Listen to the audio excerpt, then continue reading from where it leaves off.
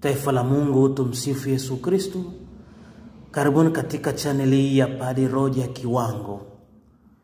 Leo ni Dominika ya pili ya Pasaka.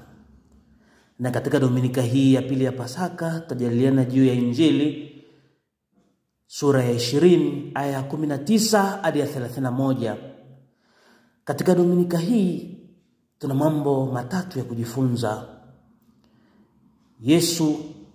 Bwana wetu Yesu Kristo anatupa zawadi tatu katika Dominika hii ya Pasaka, ya pili ya Pasaka.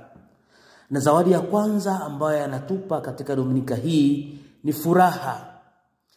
Na hii furaha alikuwa ametuahidi tokea mwanzo kwamba atatupa zawadi ya furaha itakapofikia siku ya Pasaka.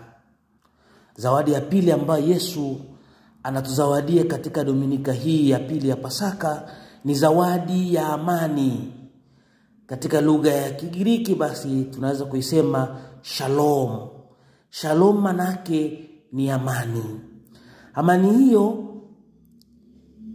inaweza kuja katika njia tatu.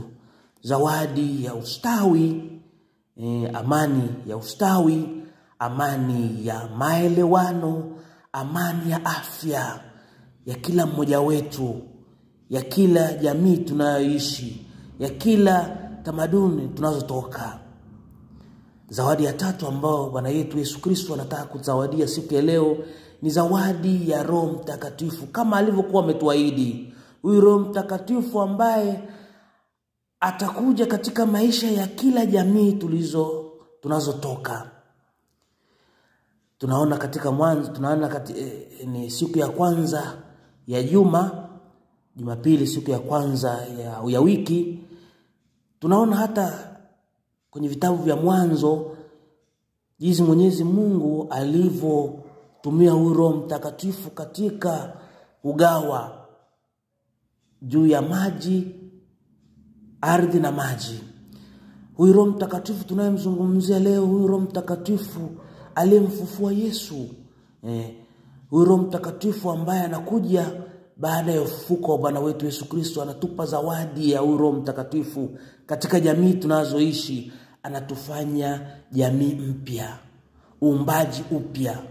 Na uumbaji huo ni nafasi nyingine ambayo tunapewa sisi kama binadamu, nafasi nyingine ya kuwa karibu, ya kuishi karibu na Mwenyezi Mungu. Ndio maana leo tunaposherehekea Dominika ya pili ya Pasaka, tuna mambo matatu ya kujivunia siku ya leo kwa zawadi hizi ambazo